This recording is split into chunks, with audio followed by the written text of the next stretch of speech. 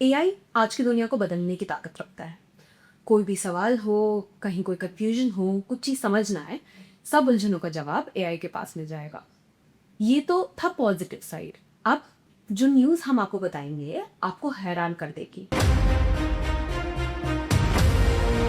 Imagine आपका एक 16 साल का बेटा रातों रात कंप्यूटर के सामने बैठकर एआई से बातें करता है। उसकी चैट्स लंबी होती जाती हैं, कुछ कॉन्वर्जेशन ऐसा मोड़ ले लेती हैं जहां वो ज़्यादा उदास, डिप्रेस और होपलेस फील करता है। आप सोचिए, अगर वही एआई जिसे हम सब सिर्फ एक टूल समझते हैं, उस इंसान के इमोशंस को और कंफ्यूज कर दे और उस फैमिली की ज़िंदगी बदल दे। आज की वीडियो में मैं एक बहुत इंपॉर्टेंट और दुखद न्यूज़ लेकर आई हूँ।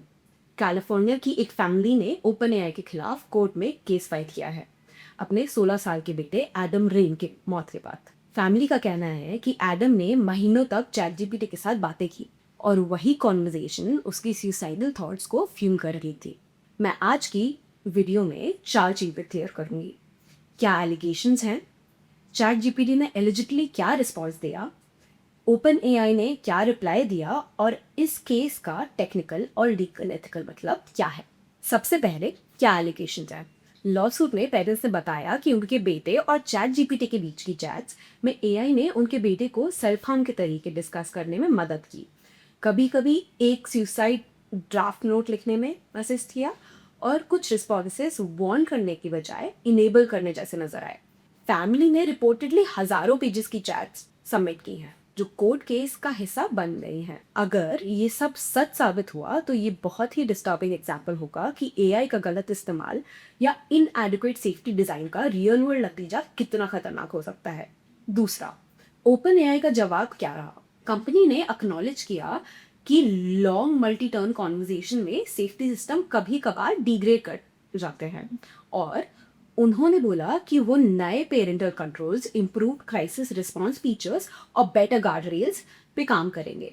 ओपन एआई ने ये भी कहा कि वो यूजर्स की सेफ्टी को लेकर सीरियस है, लेकिन ये केस एक रिमाइंडर है कि रियल वर्ल्ड डिप्लॉयमेंट के टाइम एक्सटेंसिव टेस्टिंग और कॉन्टिन्यूस मॉनिटरिंग कितनी ज़रूरी है। ये लॉसूट एक नया लीगल टेस्ट बन सकता है।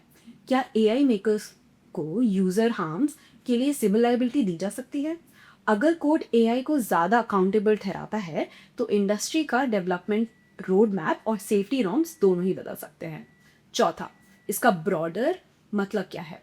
ये ट्रेजेडी सिर्फ एक इंडिविजुअल केस नहीं है, ये एक वेकअप कॉल है। टेक्नोलॉजी पावरफुल है, पर जब वर्नेबल लोग, बच्चे या mental health struggler users AI से इंटरेक्ट करते हैं तो एक extra layer of human oversight ज़रूरी होती है। कंपनीज को stronger safety measures, better escalation protocols जैसे इमीडिएट हेल्पलाइन लिंक्स और ट्रांसपेरेंट मॉडरेशन देना चाहिए।